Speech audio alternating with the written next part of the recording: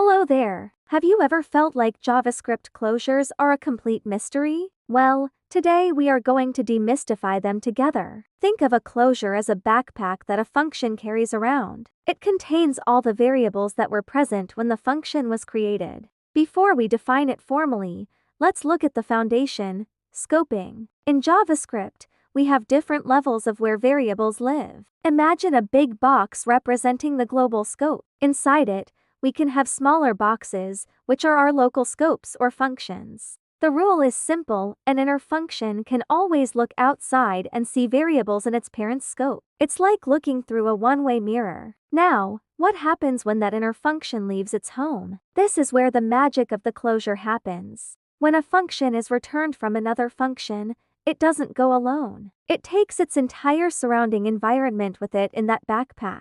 Even if the outer function has finished running, the inner function still remembers those variables. It has closed over them. Hence, a closure. Let's look at a classic example, a counter. We want a function that remembers its count without using a global variable. Inside createCounter, we define a variable count. Then, we return an inner function that adds 1 to that count every time it's called. Normally, local variables disappear when a function ends. But because of the closure, count stays alive inside the inner function's backpack. Every time you call your new counter, it increments 1, 2, 3. It remembers the state because the closure preserves it. This is incredibly useful for things like data privacy. You can protect variables so they can't be changed from the outside directly. Imagine a private vault. Only the functions you've authorized, the ones inside the closure, have the key to see or change what's inside. To summarize,